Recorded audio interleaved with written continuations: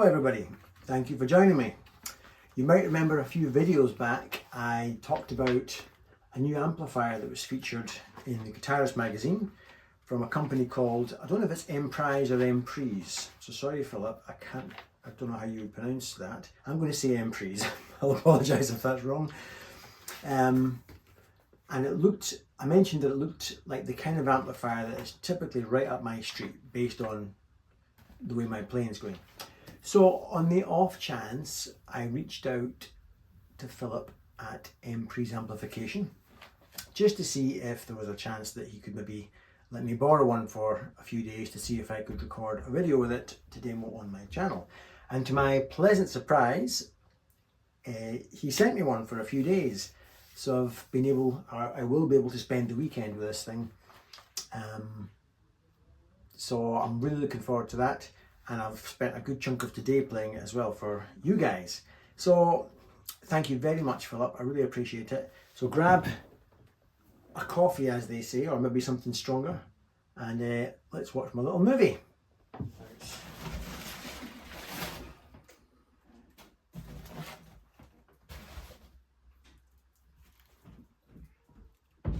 Am I right in thinking this reverb tank should be on the ground and isn't? But it's just got itself magnetized to the speaker. I don't know enough about amps to just use brute force and push that down. I'm sure it would just push down, but I'm too scared to do that. So I don't see any harm in just letting that sit suspended like that, attached to the speaker. Anyway, it's an Alessandro. So it's a 2-channel amp, foot switchable between the channels. I'm just using the little toggle today, but it has the foot switch. Allowed 20 watts. Hand wired, which I want to come back to in a minute because that's important. The 2 channels, the lead and rhythm. Lead, typically your brown face Fenders, with that pronounced mid-range, and the rhythm circuit's got that classic black face, lovely warm bottom end, for want of a better expression, and those sparkly highs. 6V6 power tubes. We've also got a rather lovely reverb and tremolo circuit, gorgeous. And you can even alter the amount of negative feedback. There's a 3-way slider on the back. The guys at Guitarist seem to prefer it in the default position. So I was fiddling about and I definitely feel a noticeable difference when I push it the other way. So I prefer it in the non-default position. It just seems to add more bristles. Philip would say more touch sensitivity and things like that, more transients or more transient. Anyway, I don't know, but lovely nonetheless. So I like it in the non-default position. Right, well, we start twisting some knobs then. At the moment, as you know, I don't have a laptop or any kind of audio interfaces. It's all just me and my iPhone. So every time I play, the microphone part of my iPhone will be facing the grill cloth of this Harrier. There's what I'm set up at the moment. The volumes are live, it's ready to go. No reverb at the moment. So without any reverb, this is what we've got. Still gorgeously warm, but let's face it, we weren't raised by wolves, so we're going to be having reverb. So we'll give it a little bit of reverb, and I want you to see, oh, by the way, the Guitarist magazine said the reverb was great and it's all you'll need. But if you like that surfy thing, even if I go maximum, the tail isn't very long on the reverb. For example, just to show you that, here's the reverb on full, and it's gone. So if you like that long surfy thing, yeah, you might want to add an extra pedal to that. However, I think it's all you'll ever need, so I'm going to go to the top on that. Now watch what happens. I'll flick you back to me just now. Watch what happens when I flick from the rhythm circuit that I'm on at the moment, which is lovely, and it's like a big cuddle, a big warm cuddle from somebody you love. Now I'm going to flick the switch onto the lead channel. Let's see what that does to the tone. It makes it all honky, which I love on the Les Paul. Listen to this.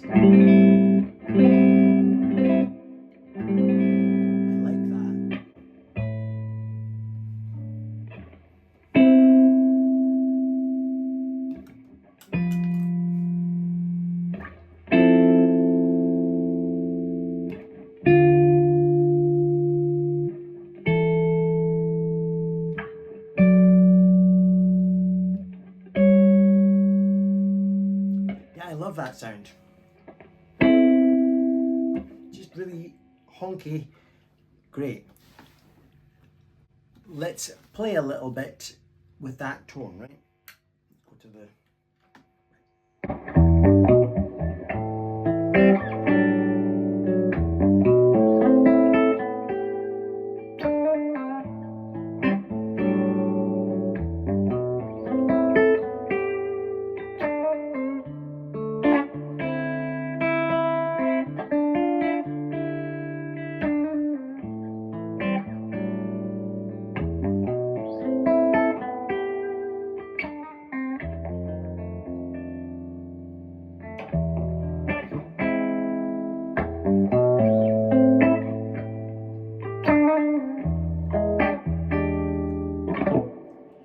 Love that. Cheers, by the way. Hope you're all having a lovely evening. Can we just now have a little play with the intensity and the speed of the tremolo circuit? It's a bit addictive. I would probably be guilty of overusing it because as soon as you start, you can't stop. So let's have a little listen to how that sounds with the Jazzmaster.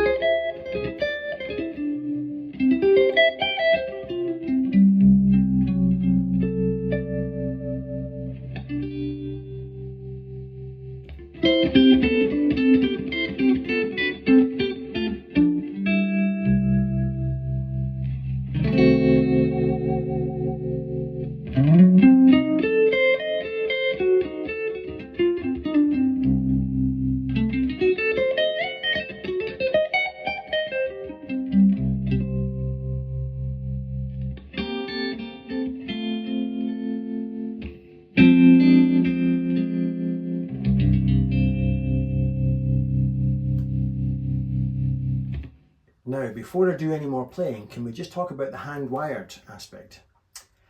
I developed an idea a while back that I should own a Fender Deluxe Reverb. Not a Twin, not a Super, not a Hot Rod Deluxe, a Fender Deluxe Reverb. I played one a while ago in a Glasgow guitar shop and the seed was planted.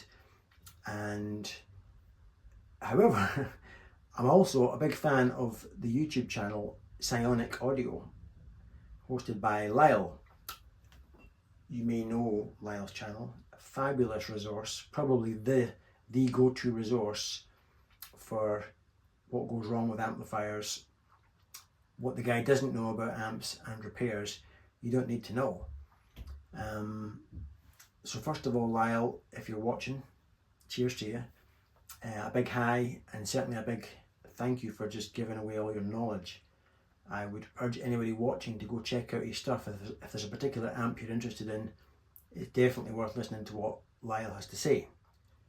Whilst I know nothing about amps and how amps work, I find it strangely fascinating to watch Lyle talk about the amps that he's presented with for repair. I do this with car mechanic channels as well. I know nothing about how cars work, but by watching YouTube videos from mechanics, I'm coming to similar conclusions in that products that we buy are the longevity of products and the quality, the overall quality and the reliability and the longevity of the products that we buy are often really blatantly compromised.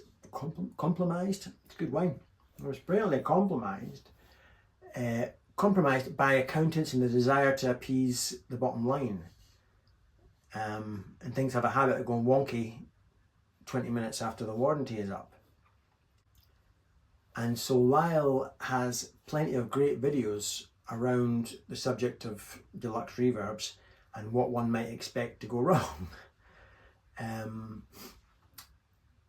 so if I did buy a deluxe reverb, the off-the-shelf one, maybe not the hand-wired one, but the off-the-shelf one, I can expect to have leaky capacitors and heating wires damaging the PC, the board, whatever the circuit board. I don't know the terms, as you can tell, and just problems. However, they're common problems that could be addressed by a tech if you catch them in time and things like that. But it's quite galling that you're buying a product that is set up to have components that Lyle says, that's cheap, that is shoddy. Why did they do that? Well, we know why they did it. In fact, I think he summarised at one point by saying, a Fender can find a cheap and a noisy way of doing something, they'll do it. Amps that sound great in the shop, and then lo and behold, what's that noise, what's this noise, what's that noise? So it's quite grim when you research all of that. And so this is why I'm attracted to hand-wired amps for owning. With my amp too, my Cornell, and to a large degree my Marshall Astoria. Amps like this, one would hope, especially from a small company like this, that there's been a certain amount of pride and effort poured into the product, hand-wired, so if it does go wrong, and things will go wrong in the future, caps will leak and whatever else, I don't know the terms, but you would imagine a tech would find it easier to repair and replace components on a hand-wired amp than something that's had its circuit board damaged through heating and overheating and things like that. So that really attracts me. I could be way off, but that's what my logic would bring me to believe. Let's switch to the lead channel again for that lovely honky sound that I like with the Les Paul for just a 60-second play.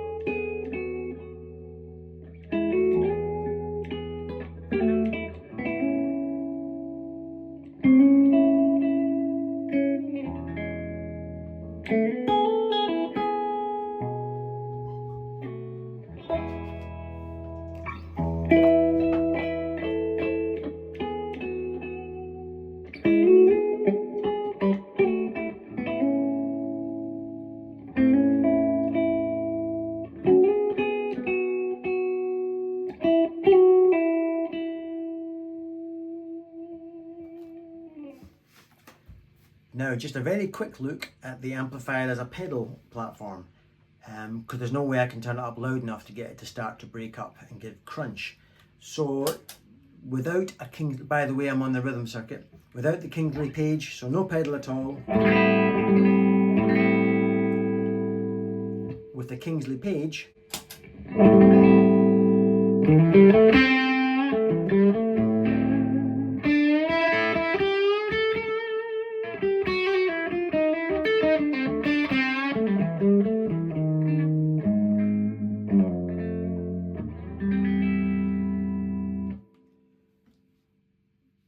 gorgeous. So this is going down well, isn't it? Don't drink, children. It's not good. Don't copy your Uncle Paul. Or your Uncle Larry. The Stratocaster hasn't had a shot on my channel for a while, so let's play the Oswald Strat through the blackface rhythm circuit and see how that goes down. big thank you again to Philip for letting me borrow this beautiful thing for a few days. And thanks to you guys for being with me and my babbles. Let's hear how the Strat sounds, and I'll see you guys on the next vid. I'm going to go and get drunk. No, not at all. Just this one will do. Bye for now.